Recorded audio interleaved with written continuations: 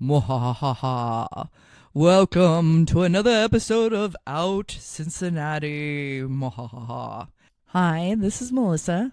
All right, I know Halloween is over technically, but it is my favorite holiday. And so this year, I just wanted to celebrate it with you, our listeners here on Out Cincinnati. So I went to a party and I dressed up like a 50s biker chick with tattoos and stuff. Was really cool. I don't have tattoos, so I got a bunch of those fake ones and just like covered my arms with them. But and they lasted for a few days, so I was like, hey, maybe I'll get some tattoos. And then I'm like, no, I won't, because I could never decide what to get. So not for me. And then the second costume I had was the zombie bride. And that's the costume I wore to hand out candy to the kids. So, and that is actually my favorite part of Halloween, is not just dressing up, but dressing up and handing out free candy to kids. I mean, how much fun is that? They just love it. And I usually decorate the outside of the house and play some spooky music, and just a lot of fun. So did our listeners, did you celebrate Halloween this year? Is it one of your favorite holidays? And if so, how did you celebrate? And maybe reach out to us on Instagram or Facebook or Twitter and shoot us some of the pictures. Or you could even email us at outcincinnati@gmail.com, some photos from this year's Halloween. So I'd love to share them, and I know Chris would too. So getting on with the show. So yes, we are still Sans Studio, and I am doing this bit from my home studio while Chris has been out on the road interviewing people. So that's the way we're going with the show right now, while the renovations are still being done at the radio studios at Radio Artifact. So for a while, we're going to be doing this. I miss you, Chris. I just want to say that. I miss our radio studio time together. And I'm sure all of our listeners do too. So, but we will be back there eventually once everything is all beautiful. And I have to apologize. I got a little bit of a cold this week. So let's get down to it. Coming up, we have Sarah Warner from the League of Women Voters, and we also have musician Billy Gilman, and he is going to be presenting a new song to us right here on Out Cincinnati, so we're really excited about that. Just a reminder to our listeners, if you would like to support Out Cincinnati, you can find out more information at our website at OUTCincinnati.com. This is Out Cincinnati, streaming live on RadioArtifact.com, 91.7 WVXU HD2, and at 1660 AM. Guests on Out Cincinnati enjoy delicate French macarons and other delicacies from the Bonbonnerie.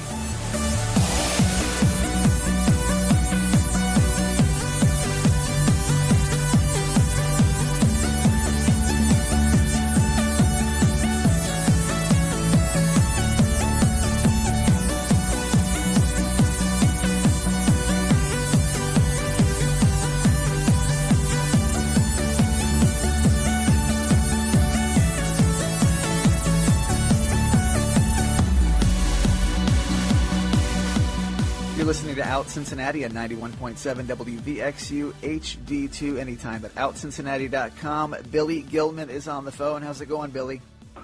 Hey there, Chris. How you doing? Pretty good. I wanted to remind folks, like I caught you on The Voice, and all those judges turned around and they were just, Billy, I remember you from the school bus when you were 11. Yeah, I try to forget about that, but what are you going to do? With one voice. I remember when I heard that song on the radio. So where did Billy go, and what's he up to now? Oh, well, that's a loaded question. Really haven't gone anywhere. It's what really took the most time was, actually a couple things. Was, the women that start out young, they don't they don't transform or they don't change as drastically as us men do vocally. So when my voice was changing, first of all, it was late too. It was later in my teenage years that it would change. And it took a very long time to relearn it, because when I tell you it would be gone and I couldn't even get one song out and I would be completely hoarse. Almost possibly damaging it. Had to go on total voice rest for 6 months. It was crazy time. And then it took 2 years to relearn it, retrain it. You know, it took me all those years as a kid to get it to where it was, and then all of a sudden, bam, it changed. And then the whole process of, in my 20s, my whole process of reestablishing myself as a different artist because of certain circumstances. I'm sure we'll get into in more of this interview. But so then, right around the time of me, really saying, well, if things aren't going to work out in country music, I got to let this voice do what it naturally needs to do. I don't know how I'm going to get there to whatever avenue, adult contemporary, whatever, vocalist thing it can be. As I was trying to figure out that path, the voice called, and they called for a long time before I said yes, because I didn't really want to go on a reality show. It's not my thing. I didn't start that way. I didn't want to really do it at all. But they asked for 4 years. Wow. And I finally said, you know what? Never has an opportunity kept reoccurring in my life. If I've said no and then I go, damn it, I should have done that, that's a regret. But never before has an opportunity just kept knocking and knocking. And finally I said, you know what? I've got to let it go and dive in. And I'm certainly glad I was totally dead wrong about the whole process. That's all I could say.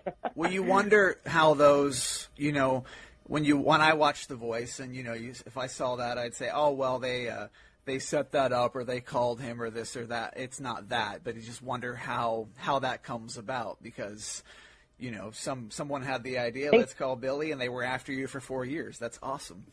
I mean, yeah, they do scout. I was alleviated from doing like you go show up at the cattle call kind of thing. I went directly right in front of the producers, but I still had to audition. They still had to see if I could still sing, whatever. But and you weren't guaranteed that someone was going to flip the chair around either, right? I mean, they had you on, but it's still their final call, right? And that was my most reluctant part. I said, you know what?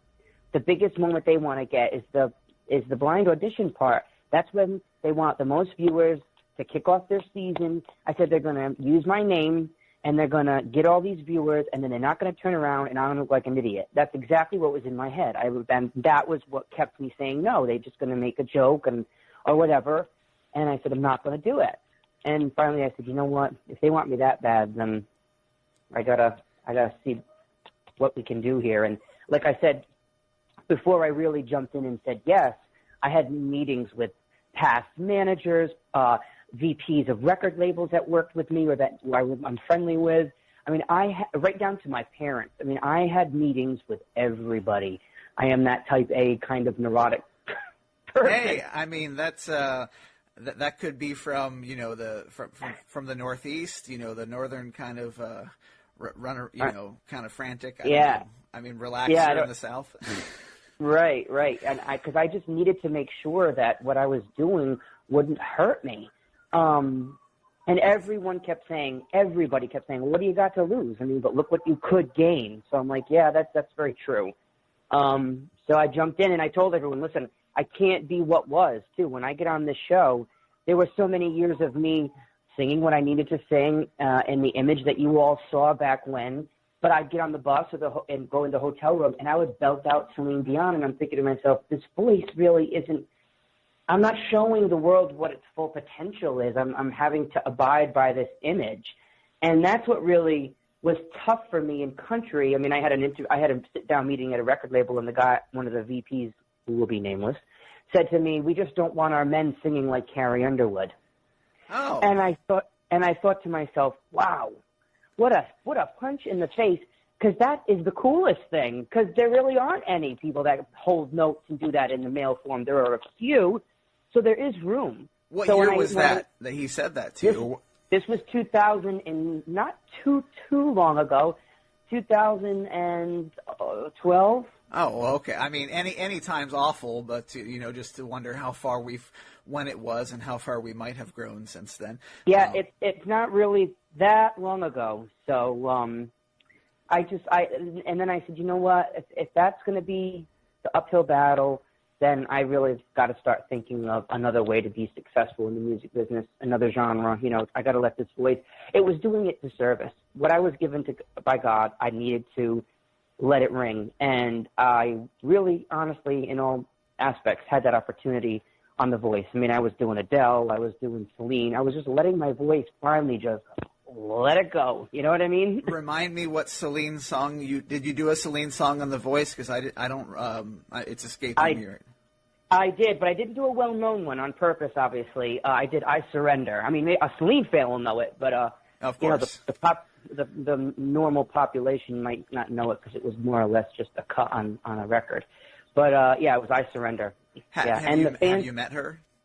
I did, yeah, and she knew because I had met her after the Voice. I met her about a year ago, and she knew, and I was like very honored, and I'm like, you better do that song tonight. She's like, it's my opener. I'm like, okay, good.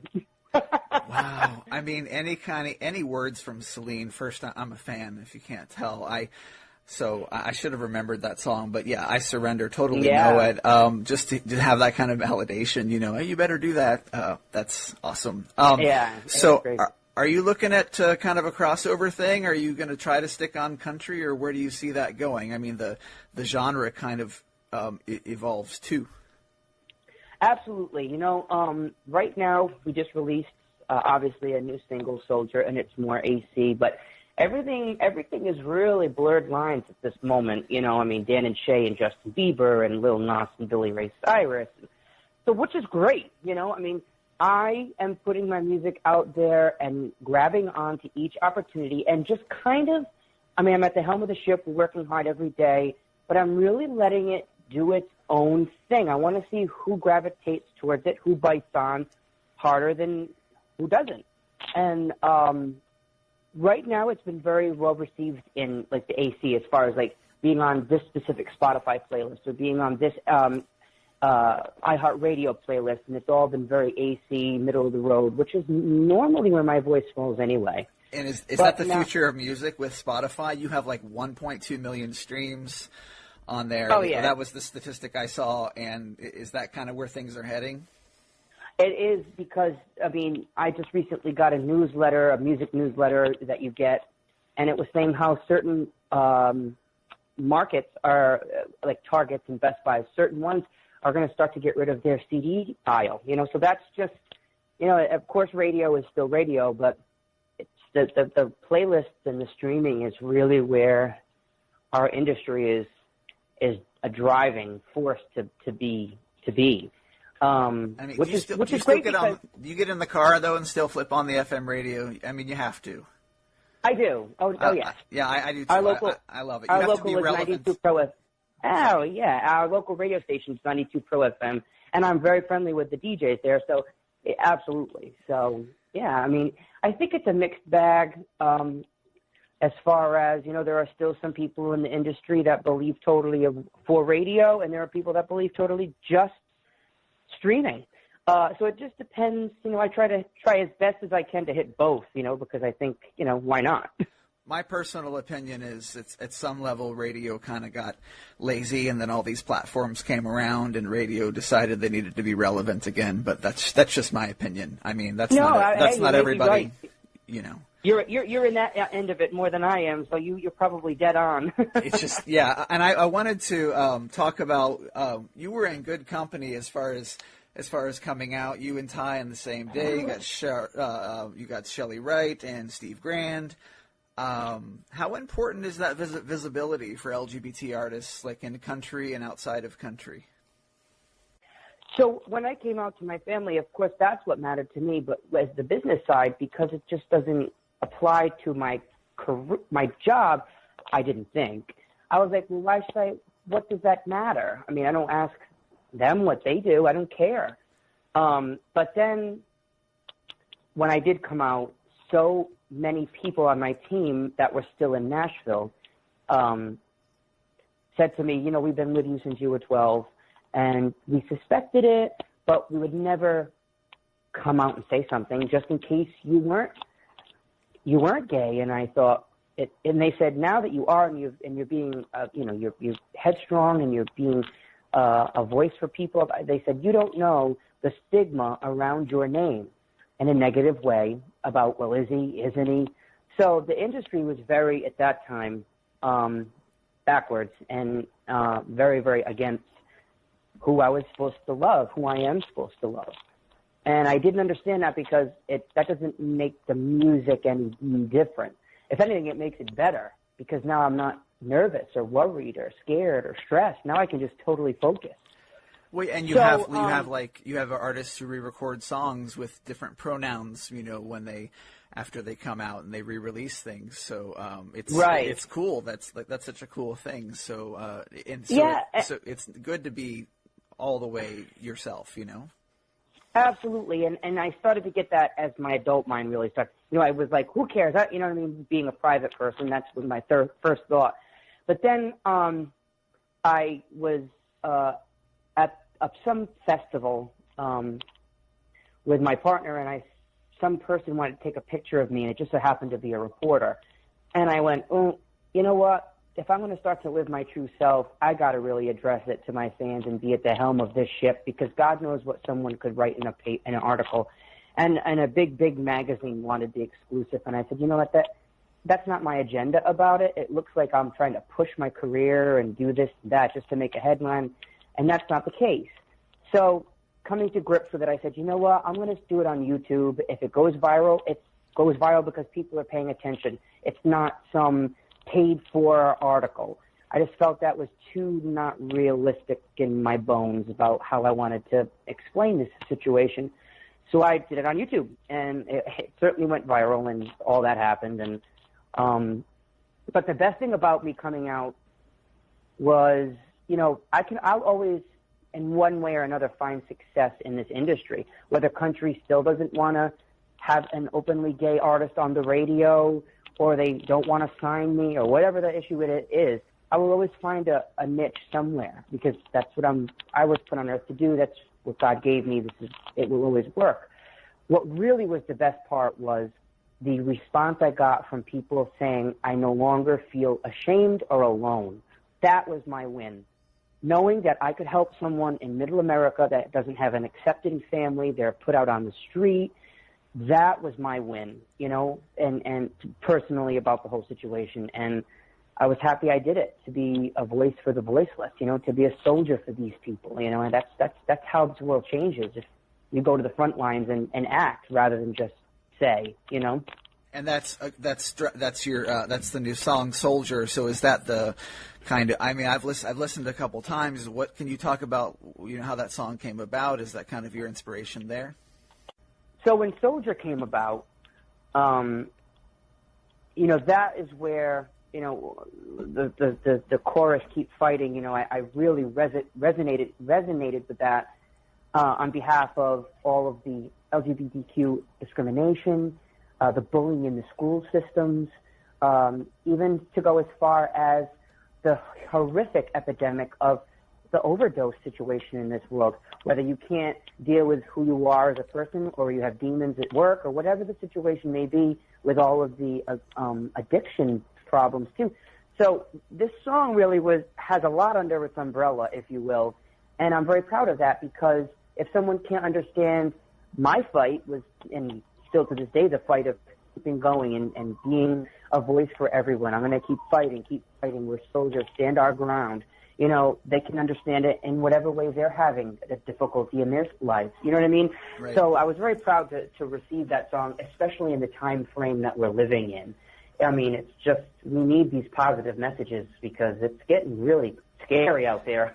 And you can totally hear that song on an adult contemporary station like you could hear it on a country station. I think I would spin it on both. That's awesome, and that's wonderful. And if further on down the line, as Soldier keeps going, yeah. I would never. The one thing I've never done is shut my life off to country, because that's where I met my millions of fans and reconnected with some of them on The Voice. made new ones because, of the singing the Celine. People really never knew I could do that.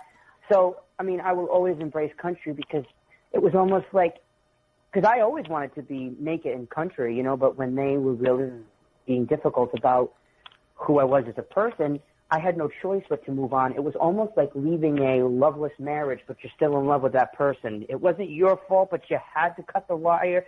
It was very strange. I grew up with some of these people. They were like my parents. And all of a sudden, everyone was just gone.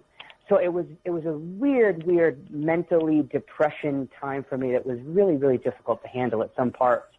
And it's so stupid because there's so many LGBT people in the business that all the hairdressers, all the people that carry the bag, it is stupid stuff like that. And it's like, how could there be so much hate when they're all around? We're all around anyways, if you will. Absolutely. I don't know. I honestly don't know if it scares them that we would say he instead of she. But I'm going to tell you something. I've always known to have many gay fans. There's a huge it's not like it's just a one-track mind. Let me tell you, there's a lot of us that love country music, probably more so than anyone realizes. So I don't know what the defining factor is. I don't think we'll ever know because there's too many people, there's too many VPs, there's too many A&R people. If it was one person, you could go to them and say, well, what's the reason? But there's so many record labels and so many, you'll never get a cohesive answer. People align the lyrics with who listens to it. I think it might be as simple as that. I don't know. Yeah, I don't know. Anyway, hopefully one day. Yes. So you and Chris, wedding date set, or what's the? Well, we've gone back and forth with that, but I don't know. We're just really enjoying us. It's like Goldie Hawn and Kurt Russell. Don't knock it. I don't know, but we often think about it, and we don't think about it. I honestly don't know. I'm obviously, but I tried to find an updated article on that. I'm like, well, I'll just ask him. So. Oh yeah, absolutely. No, not as of yet, but I'm sure in the near future that will happen. But we're having a great time, and I'm very fortunate to have someone that gets this crazy career and understands it from the first. I've never been with anyone else, and I needed because I nervous because there are people that know me but don't know me. You know what I mean? Right. Because they see me on TV or YouTube or whatever platform. And my whole life, I've kind of like been a personality before I became a person. So I shy away a lot. So I would never opened up, never did that, never did this. And when I finally met Chris and something clicked in my head, we had a lot of deep conversations about I'm not in this to have a good time. I'm putting myself out there to start a relationship, and if that's too straight on forward for you, then I'm sorry. And it just worked, and it clicked, and I'm very grateful for that. And you got in there before the geriatric gay years hit, and that's I think above 35. So. Oh God, no! Please, I got a long way to go. And someone said to me the other day I look 24. So I'm like, I love you. There you go. Well, no, I'm 37, and I looked at you're what 31? Yeah. So I was thinking. So I was thinking when One Voice came out, we weren't that far apart as far as But his age, right? Right. Anyways, it's like So it's still that's so cool. Billy, thanks for joining us on Out Cincinnati. You can find Billy on Instagram, Billy Gilman Official, and Billy Gilman on Facebook and Twitter. Thank you, Billy. Oh, my pleasure. Hey everybody, this is Billy Gilman, and this is my new song "Soldier" on Out Cincinnati. Lovers in battle.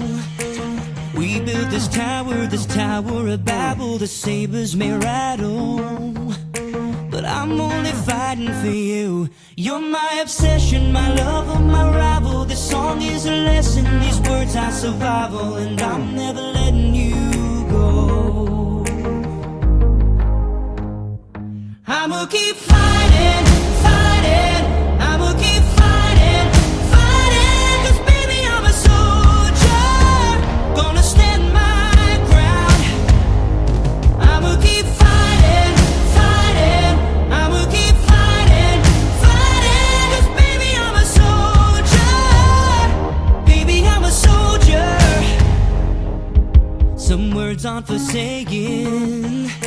A heart that you love ain't a heart worth betraying. So baby, stop playing, 'cause I won't be waving the white. If you're not gonna walk it, then baby, don't talk it. Your words are like bullets, but I'm wearing armor, and I'm never letting you go. I'ma keep fighting, fighting. I'ma keep fighting, fighting. 'Cause baby, I'm a soldier, gonna stand my ground. I'ma keep fighting, fighting. I'ma keep fighting, fighting. 'Cause baby, I'm a soldier. Baby, I'm a soldier. When it all peels away and there's nothing to say, I'll be standing right here in the mess that we made. 'Cause I'm never gonna, no, I'm never gonna let you go. Some battles are won and some battles are lost, but you live with the pain 'cause there's always a cost. But I'm never gonna, no, I'm never gonna let you go. 'Cause baby, I'm a soldier, soldier. Baby, I'm a soldier, soldier. Baby, I'm a soldier, soldier. Baby, I'm a I'ma keep fighting, fighting. I'ma keep fighting, fighting. 'Cause baby, I'm a soldier, gonna stand my ground, gonna stand my ground. I'ma keep fighting, fighting. I'ma keep fighting, fighting. 'Cause baby, I'm a soldier, baby, I'm a soldier. I'ma keep fighting, fighting. I'ma keep fighting, fighting. 'Cause baby, I'm a soldier, gonna stand my ground, stand my ground. I'ma keep fighting, fighting. I'ma keep fighting, fighting. 'Cause baby, I'm a soldier, baby, I'm a soldier. You're listening to Out Cincinnati at 91.7 WVXU, and it's on Radio Artifact anytime at OUTCincinnati.com. I'm speaking with Sarah Warner from the League of Women Voters. Thanks for being on the show. Thanks for having me, Chris. So what does, I've heard of the League of Women Voters, and I've looked at the history a little bit. This goes way, way back, and you could expand on that. What does the League do in Cincinnati and then at the national level? So the League of Women Voters is actually having our centennial this year. That means it's been 100 years of work in advocacy, influencing public policy through education and nonpartisan political organization, including the encouragement of the community to have active participation in their government and in trying to empower the community to have that voice in their government. So we do that both at the city level. There's also a state league, and then there's a national league. The state league and the national league also has things like a lobby corps, which I also serve in, which engages in a lot of pieces of legislation that range from environmental initiatives to domestic violence initiatives, gun control, and everything in between. Our local leagues, as well as our state leagues, also have study groups where we engage with the community to try and educate them about things that are going on a little closer to home, like our Court Watch project. Again, environmental issues that are going on with like sewage infrastructure and things like that. Local things that are going on in their ballot. And so much more. I highly encourage, if you're interested at all, the League of Women Voters also a long time ago changed their bylaws to include men. So it's actually called the League of Women Voters, but we also include men in our membership. And they do a ton of great work, and it is a nonpartisan political organization. That was just my next question. Does the League of Women Voters take a political stance, or how do you communicate what the positions are of candidates, or is that what you do? And so we absolutely do not take a political stance. We are nonpartisan in our work at every level, from the community level all the way up to the national level. One of the things that we do, though, at the community level is a voter guide. So if anybody is wondering what's on their ballot, you can get that at Vote 411, which is provided in every state. You can also go to the League of Women Voters in Cincinnati area's website. That's at lvwcincinnati.org, no spaces in between. On there, you'll be able to see a lot about our work, our calendar, and get a copy of your voter guide. Also, you can go to vote411.org. That is on the national page. You can go to that in any state, including Kentucky and Indiana, to see what's on your ballot, check your voter registration status, and get all kinds of other good stuff on there, including re-registering yourself to vote and figuring out where your polling location is. So, Sarah, how do you get people to think past and maybe people do, and I just need to be more civic-minded, but how do you get people to think past the presidency and be concerned about what's going on, Cincinnati, Columbus, in our county, in different counties? Do people care beyond, 2020? I like to think that people do. So I serve on our board of directors, but I also chair our voter registration initiatives. And so we do a lot of work out in the community. And one thing that I tell people over and over again is, it's important to be thinking about the next presidency, but your real power is at the state house. Your real power is in state elections and your local elections, because your local elections, like for right now, we have like a judicial election going on and school board elections going on right now. These are individuals that sit for years and make decisions about where your money goes that you pay through taxes. They make decisions about bail reform and justice initiatives. They make decisions about things that impact you and your neighbors every day in your immediate sphere of influence. And you have so much power there. And of course, the president is important, but the people we elect at the state level are who carries out those policies. Do people show up at, community events where they can ask questions? Is the attendance, what is the involvement like now? I mean, we know people care about 2020 and Trump or, whatever their plans are, but do folks show up, say at City Hall for a meeting? Yeah, absolutely. In fact, I was just at a judicial candidates forum last week, and it was literally standing room only. They had to keep getting out chairs out of the closet, and they eventually ran out of chairs, and they had people standing up in the back. That's it was beautiful. Fantastic. So it's wonderful to see people involved that way. Well, and I ask pretty much anybody I talk to on Out Cincinnati, what's the way to get people involved in the community? And, for folks who are still sitting on the couch, it's what you just said. It's knowing where most of their power is. Of course, voting for president is important, but there's probably a lot people could influence if they just, attended a meeting and asked a question. And I think that people are sometimes surprised at how easy it is to actually contact their candidates. For example, even if you just wanted to contact one of your legislators, it's very, very easy to do. They have State House in your neighborhood events constantly. But even if you just wanted to shoot them an email, they usually respond either in person or they'll answer a phone call. They're very, very accessible. And I think that a lot of times individuals in the community don't know that. They genuinely do want to hear from you. And I can tell you, though, for this program, I reached out to the mayor of Dayton, Ohio, and, she writes back in her own email, which, didn't surprise me, but I could get in touch, no problem. So send an email, call, and ask questions. I mean, as people say, they do work for us, right? So absolutely. And they're happy to. Right, yeah, and it's kind of like if you don't tell me what you want, then how am I going to know which direction to lead? So, that's important. This year, in years past, how do you work with the LGBT community? Are there specific things that we should be on the lookout for this election season? Well, one of the things I'm really excited that we were able to increase for our voter education services this year was we brought out something called Transform the Vote, which is a website that already exists. But it was specifically geared towards members of our community that identify as trans. And it was increasing awareness of the rights of individuals who identify as trans, and it's the Voting While Trans Guide, which we've now included in our voter education services and in the pamphlets and whatnot that we have on our tables when we're doing voter education initiatives out in the community.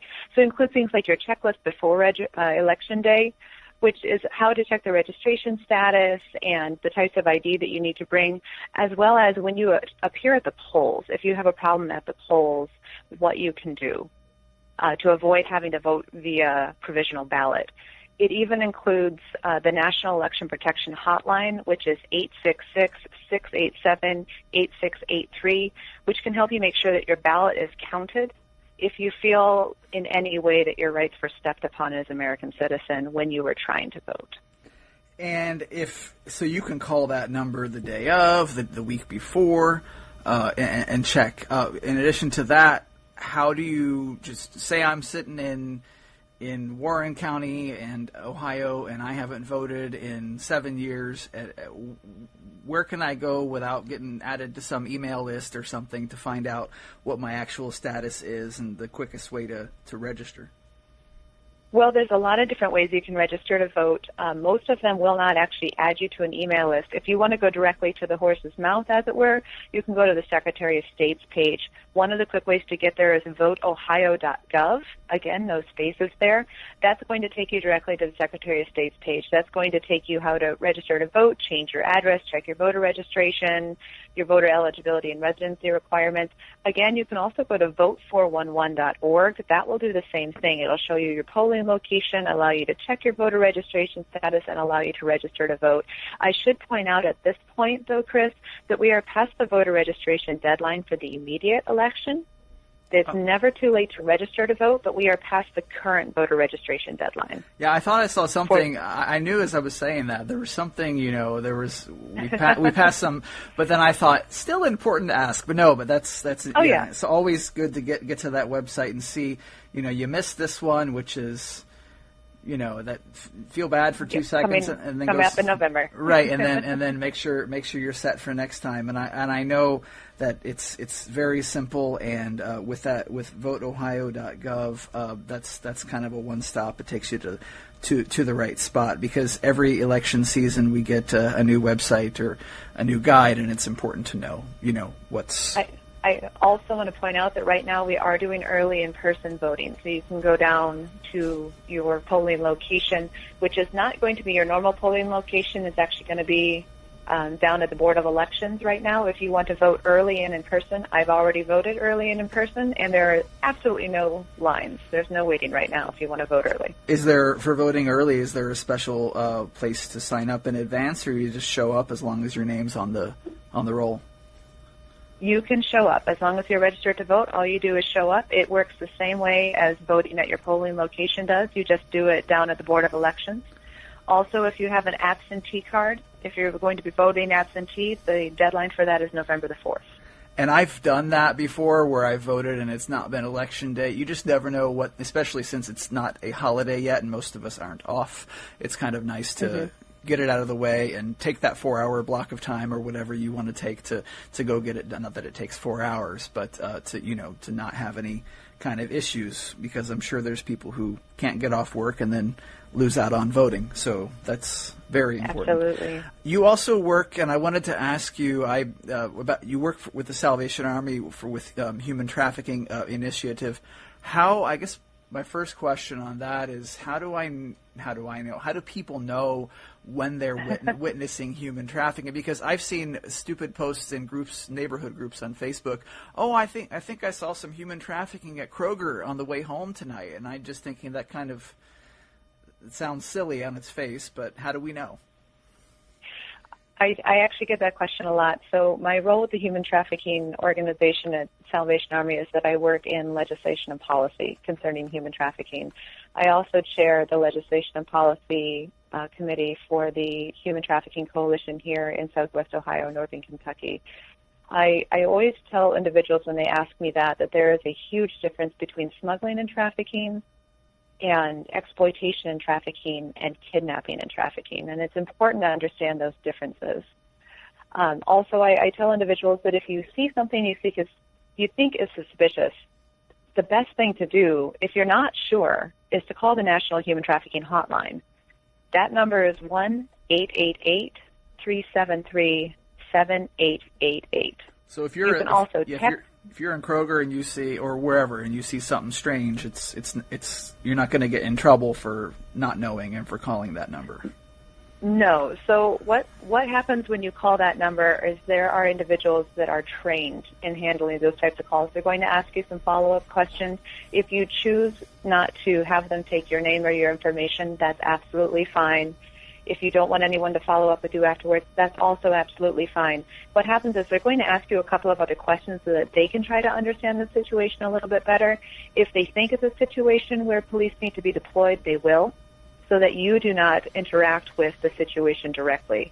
I often tell people to call the hotline if they're not sure what they're looking at, because there are experts that are going to know a little bit better than you do what to do in that situation, and they will give you some instruction there. You do not get in trouble for calling the hotline. You do not go on a list if you call the hotline.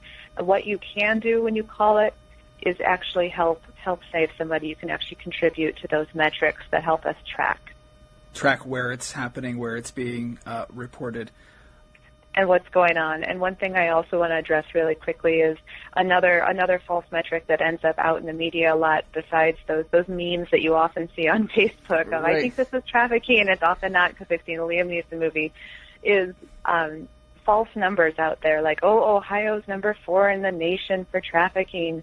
It's usually a false number, because those are based on things people read, like it's fourth most reported human trafficking calls to the hotline. And all that means is that's the number of calls a hotline is getting. And that may mean that people are either better trained to call the hotline, or that the hotline number is better disseminated, or that that's actually happening more so people are seeing it. It can mean any number of things. It doesn't actually mean anything outside of the number of calls that are happening. So repeating metrics like Ohio is number 4 in the nation is not only incorrect, it's actually damaging when we're trying to provide education to people in the community. Exactly, and it's interesting to think about. I mean, the fact that people are calling is good and reporting, but what would cause someone to call? Do I live in a low crime area and I see something strange, or is it high crime and I see weird things all the time? It's better, like you said, to say something. And what is that number? One more time. It's 1-888-373-7888. There's also a text number you can use, and that's 233-733. 733. And Sarah has shared all of these links with me, and we'll put everything up on Out Cincinnati's social media. Can you tell me legislatively where we are with putting an end to human trafficking? Can you legislate against it? How do you prove that it's going on? I can imagine it's almost a subjective crime. It's not a one-time deal. Oh my gosh, yeah. So this could be a whole separate radio show, Chris. Oh, I'm sure. So we have some fantastic pieces of legislation that are at the State House right now. We have a number of bills that are working to address human trafficking in a number of different ways. It's such an insidious crime because it intersects with poverty, it intersects with the opioid crisis, it intersects with domestic violence and sexual assault. It has a lot of different aspects to it. And so right now there are bills to address the court system. So when individuals are suspected of being trafficked, they are treated like children and not as adults, because oftentimes the victims are not above the age of 18. There are bills that are addressing record expungement for individuals who are trafficked and have issues reintegrating into society because of things that happened to them before they were out of that life. So there's a whole variety of bills that are working to support survivors as they come out of the life, and those that are working to avoid the crime before it happens in the first place, to tighten down on restrictions and to heighten the penalties for criminals when they perpetrate that kind of crime. And there are easily a dozen or more bills that are touching on human trafficking at our State House in Ohio right now, not to mention the 50 or so bills that are moving through our national State House. And for folks who want to get involved with the Salvation Army, whether it would be to fight to end human trafficking or otherwise, what's the best place to go? So we have a wonderful coalition here in Southwest Ohio and Northern Kentucky, and that's called End Slavery Cincinnati. So Salvation Army is just the fiscal agent for it, but it's actually a coalition of multiple organizations, nonprofits, and interested individuals. They have a website that I've got to recall. I'll send it to you, Chris, so you can put it on the website. It's all. I'm already imagining the bullet list of points the links that we're gonna have. No, so many useful ones. But The organization is called End Slavery Cincinnati, and we've got a bunch of different committees. We do trainings on human trafficking. We have guest speakers that come, and it's a meeting of the minds from all sorts of different stakeholders in the community that are all working together to fight human trafficking in the area. Everybody is welcome. We do encourage you to come and join the longer table. And there are volunteer opportunities with the League of Women Voters as well, LWVCincinnati.org. I want to ask you, and I asked you this off the phone about kind of this disinformation we're looking at as far as when you see a news article, how do you know what's true, what the official position is? And it doesn't seem like something that was happening 4 or 5 years ago during another election. We don't know who's meddling in what, and using that word. How do you know what's real? Is it just simple fact-checking? So there's a couple of ways that you can try to get a better rounded story. I hesitate to tell people what's real in this day and age, but one way that you can work on getting a better rounded story is to stay away from news outlets that you know are biased. You know, we know that there are some news outlets that lean more towards the right or the left, and there are some news outlets that still remain in the center. So you were able to do your own research on that. There are plenty of infographics that exist like that. But another way to do that is actually just to get your information from multiple sources. You know, you can read multiple news stories and gain a better rounded picture from reading the same news story from a couple of places. That may seem a little redundant, but you also may gain a lot of extra information doing that way. So that's usually what I have to tell people in today's day and age. But it can be as simple as I see this article, I'm going to go ahead and Google that's what I do. I Google the title of an article to see, you know, if it's other places and read other takes on it. I often will also look for an international source. So if I read it in, for example, the New York Times, I may also just really quickly find it in BBC as well. Oh, that's kind of to protect yourself, to figure out what, you know, and of course the voter guide, which I've looked at, and what I love about the voter guide, and you can kind of tell me, it is in the candidate's own words, not edited in any way. That's correct. We do not correct their spelling, and if they go over our word count, we just cut them off. Well, you just hopefully it's in a good spot for them, and no, I mean that's wonderful. And the voter guide is at the website lwvcincinnati.org. Thank you, Sarah, from the League of Women Voters. And where the quickest way to check your status as far as am I registered is vote411.org, or you can go to voteohio.gov. Cool. It depends on which state you live in. Okay, awesome. Thank you, Sarah, so much. Thank you for having me.